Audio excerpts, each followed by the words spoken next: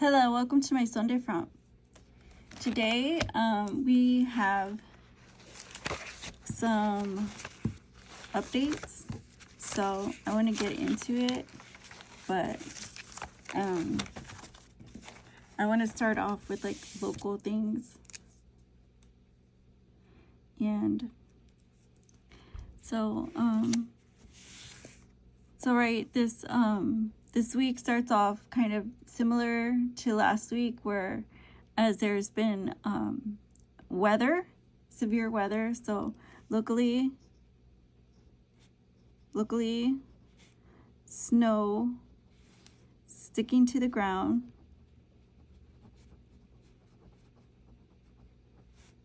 has caused great concern in areas to where there has been no plow of late.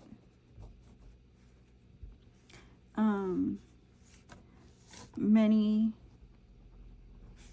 areas kind of blocked by snow, reported zero plows spotted at work. So a lot of places have reported to be blocked in by snow. Streets that have reported a lot of blocking by snow have stated that if there was a plow, it wasn't that often or quite significant enough to remove it. And they also reported that some places have not even been maintained properly at all. So there's been no work done to remove it. There's been no effort to remove the snow blocking these areas. So leaving many roads undrivable, I guess. This leaves many roads undrivable.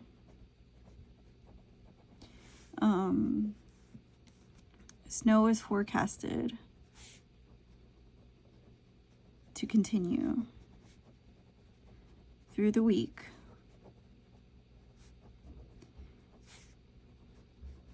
And although progress had been made, they again are reduced to over 50 plows. So I think last time they only had like 60 working at the time because they didn't know we were gonna have a storm. And this time they had them all out, and 20 reportedly, so allegedly 20 snow plows are at this time out of service. And this has been like over the weekend, and like I think they were trying to get those areas in which they had not touched, and they tried to fill in the schedule with minimal staff and the bare minimum amount of snow plowing, and I think it kind of stressed the whole operation. And a lot of plows themselves are disabled, so now we gotta work with what we got and, you know, be patient. And also, you know, as the temperatures continue to fluctuate, we'll see, you know, improvement here and there. And eventually, you know, it turns to slush and just, you know, dissipates. But until then, you guys be careful and don't push it. You know, if you see it could be a freeze over, don't, you know, don't even walk on it. Don't park your car on it. You know, just don't take chances at this point, and don't drive into it, especially, you know, because we want to be on the safe side. So but like I said, we'll see some snow ahead, if not some type of precipitation, you know. But I mean, this weather, it's not a normal typical, you know, winter, you know, weather pattern here locally. But, you know, it's nice to see some snow. And if it should continue, I welcome it entirely. Although, you know, it is kind of inconvenient for some of those places that I mentioned. So another weather update I can think of is, I think Madagascar. Madagascar saw destruction of a cyclone, which is on its way to Mozambique.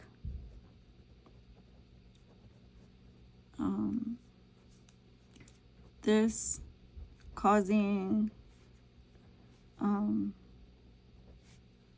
more damage piled up from the island. The island had already had impacts from a cyclone. I forgot the name of that French island, but it had completely leveled that French island. I mean, that French country or territory. And this is sharing the same space, same area, previous storm. So now Mozambique, on another subject, is seeing civil unrest due to politicized events surrounding leadership of their country.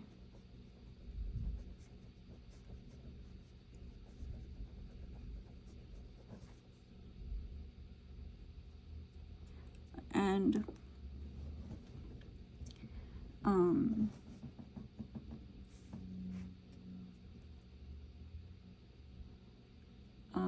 their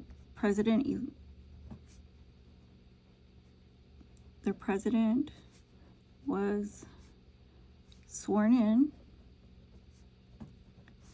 in during this uprising. I think his name is Chapo. President Chapo.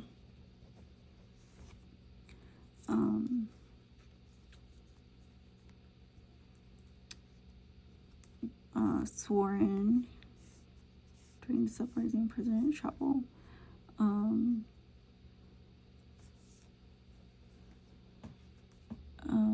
I think his presidency, I think, has amassed a great backing and support.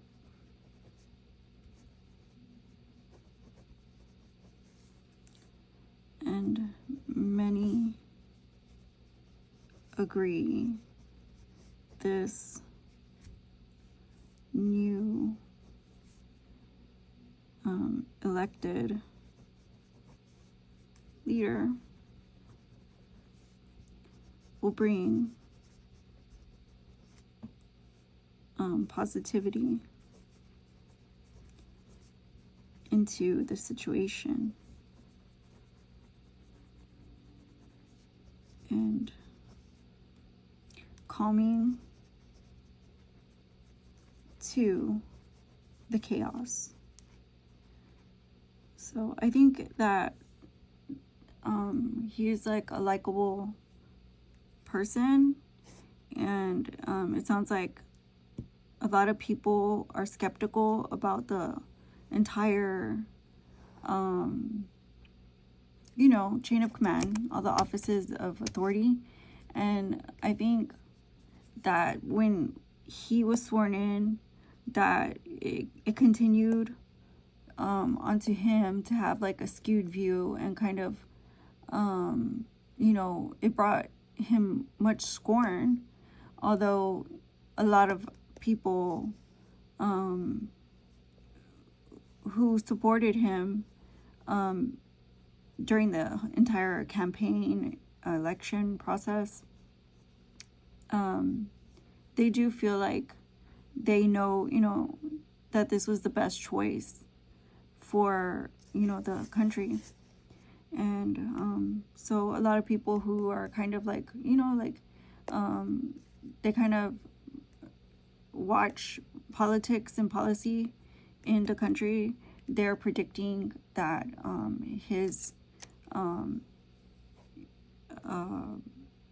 podium will bring more sensibility, I guess, to the surmounting chaos, because this can't continue, I think, to disturb the normal day-to-day lives, and they should see progress instead of being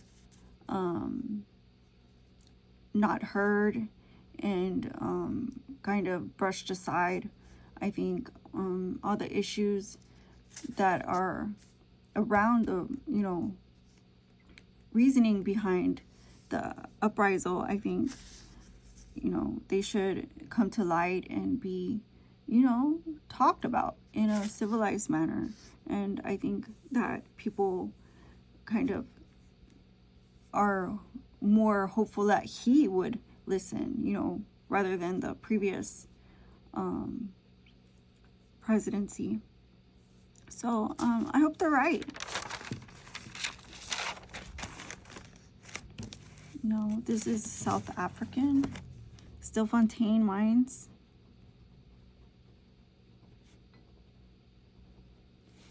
This is in South Africa.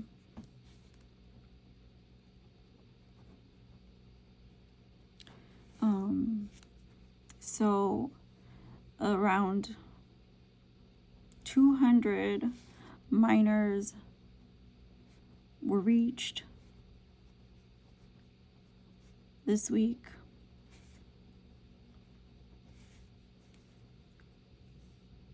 And by the grace of God, all this hard work had paid off, in fact. The court moved to, how they call it, installing machinery at the shaft for rescue operation.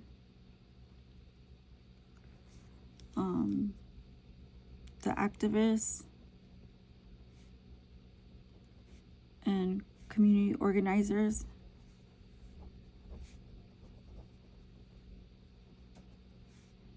provided food and supply as needed. Many waited on the side of the mine. And although these are progress that we heard of as this went on, there are casualties. I'd say less than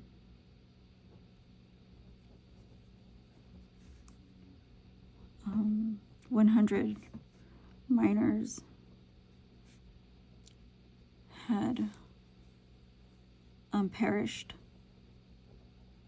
Some were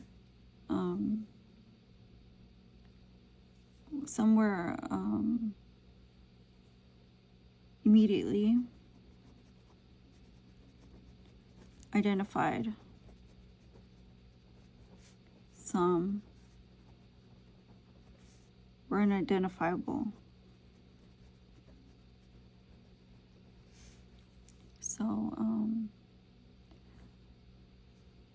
So some had already, it had, I'd say, a decomposition of the body. So they had no features to which they can match a picture or a photo or anything. So they had very little to go on that was left for forensics. Now they must go on for testing in lab, and that might take some time, but some were identified, and many were not citizens. All but a handful were. So, I mean, this rescue operation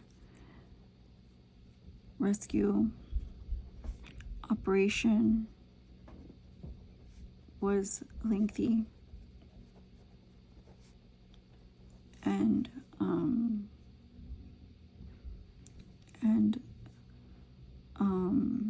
so far, upon inspection, it is said they have no more miners left underground, and another inspection is to be done soon.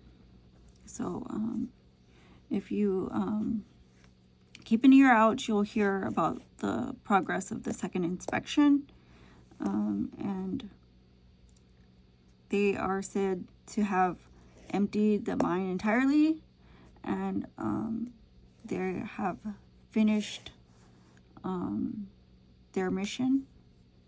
And so with the help of the government, the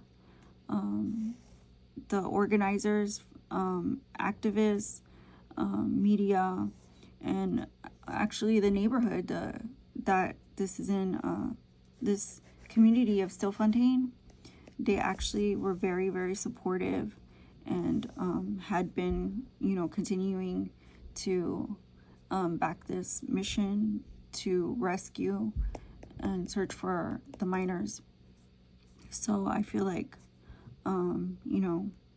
I feel very grateful for everybody involved, and I hope, you know, that we do, you know, like I hope that this is like kind of like a precedent for more to come as far as policy is involved, because, you know, this isn't the only community that is affected by mines and mine economically. I think this is a serious wake-up call, not just to South Africa, but around the world. You know, a lot of people have diminished the dignity of men in communities in which they are considered blue-collar workers. A lot of laborers get name-called, and because they are men, you know, it's assumed to be normalized. I think because they are men, they should be upheld their human dignity. And I feel like, you know, because we continually see a pattern of neutrality in this, it is going to continue to become an issue and continue to hinder progress as far as, you know, humanity, period. And so that's the Stilfontein mine, Yoon Suk Yeol in South Korea, has been arrested.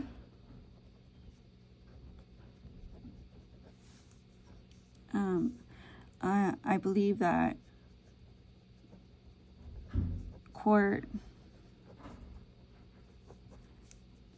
held when he wasn't present, found he to be a flight risk.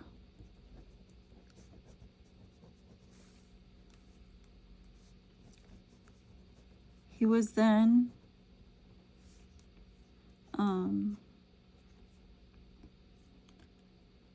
I would say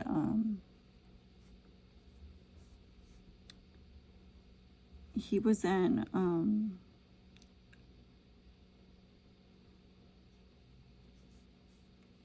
how do you say, kind of like hold in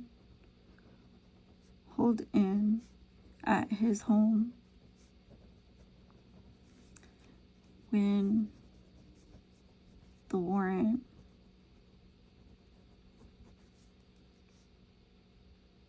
was served and officers showed up at his door for an arrest. His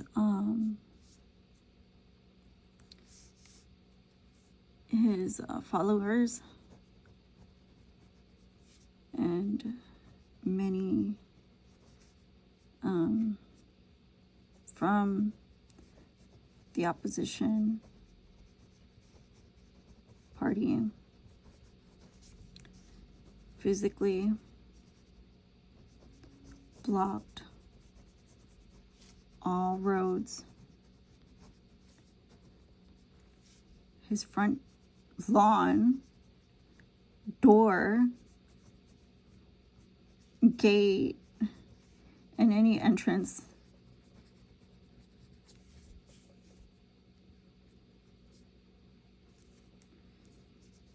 in that direction.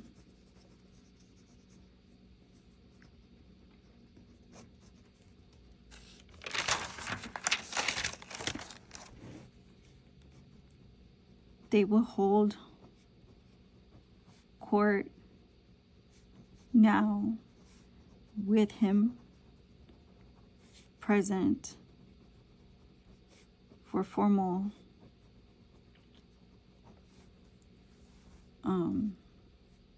impeachment as this week's arrest attempt was successful.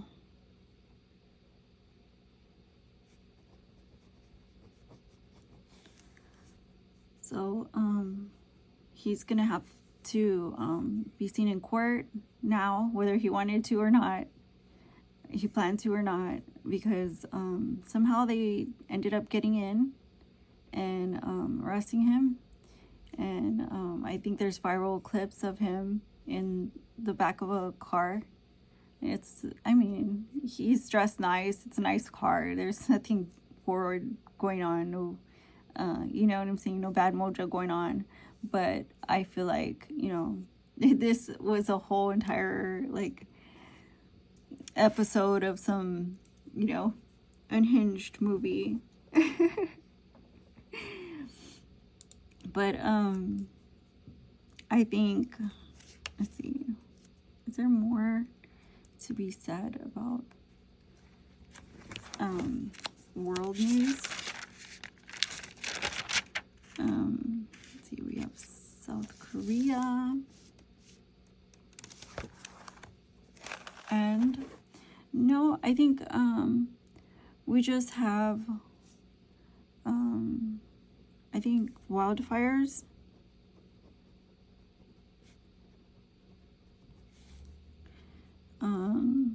So the wildfires in California,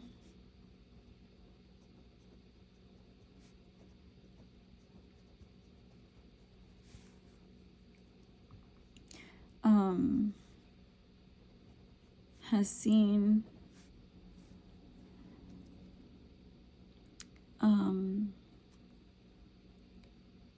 acres of burn and continue evacuation and battling the blaze.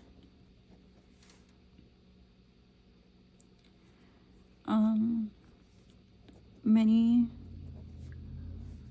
organize to help aid victims, displaced by donations.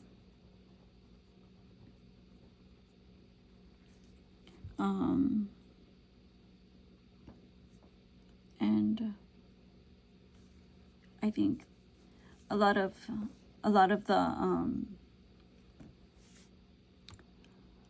the donations were like material things, you know.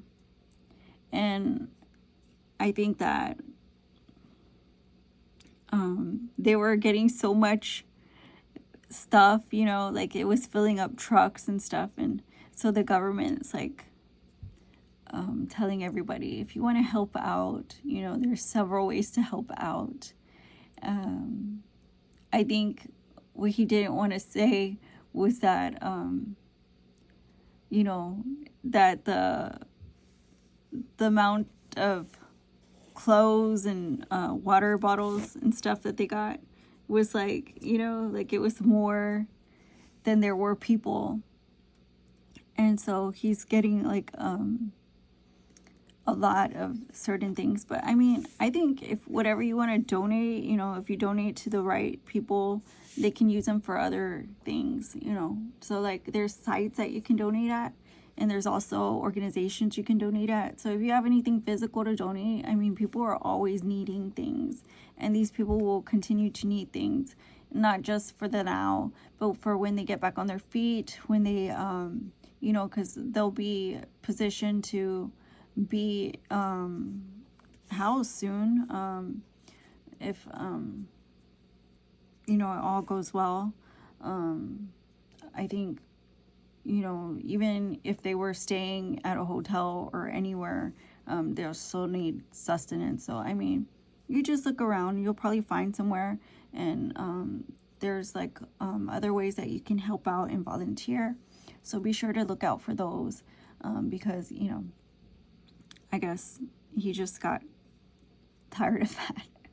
And a lot of people were saying, like, that's a lot of clothes. But I mean, like I said, there's a lot of other places that you can donate. And I think for the most part, seeing this all take place kind of warmed my heart. And kind of like, you know, like to me, the amount of, you know, like empathy that I saw around the nation was like, when I saw people doing this, like I saw people singing to them, like they were literally serenading the survivors, and like it just made me feel so good, you know, because after hearing all the stories of pulling out victims and for the life of me, people who didn't make it, to see that, you know, LA came together and really made a difference and impacted the lives of these people. I think that's all that matters at the end of the day. I don't care if you donated a piece of gum to me. That's all that matters, that you were boots on the ground, you were there, and, you know, and you were, you know, their strength for, you know, what it's worth to make a difference. You were there and showed your face and physically, you know, manifested positivity into their lives for, you know, their future hardships, you know, because there's a lot more work to do, not just, you know, at the local level, but the national level as well, because this is a disaster. It was declared a disaster. And things like that should not be taken lightly. You know, when we hear another state away, or another city, another town away, you know, needs you, you know, needs us, we as patriots should, you know, come heed that call, you know, because they are our neighbor, and we would like for them to check up on us too. And so I think the good deeds, you know, that's what really matters at the end of the day. And the weather forecast, as far as the fires continues, that's facts. You know, there's still high winds. There's still going to be high winds. I checked twice, but because there is weather coming in, you know, due to the change of season, fully, you know, it's just gonna turn out, you know, to be a little bit different probably this weekend. So hopefully it'll lighten up. And I know the firefighters in California. If you guys don't know SoCal Fire, get to know them better. They are some fierce firefighters. I mean, you want to talk about somebody who can go to bat for you, they will sit there and battle that blaze until it's nothing but smoke. I don't mean that figuratively. So, you know, support your local fire departments and support California. You know, let them know, you know, that they are in your thoughts and prayers. Reach out if you can. Lend a helping hand if you can. And, you know, I'm proud of you guys that did show up. I'm proud of you guys who did keep them in your thoughts and prayers. And, you know, I'm proud of you guys who survived this. And you will go forth and succeed and continue to thrive in the future. And, you know, we all go through obstacles. And we all are tested at some points in our lives. And the fact that you can, you know, show face tells you a lot about what you are made of. Okay? I just want you guys to know that. And we see it. We see you.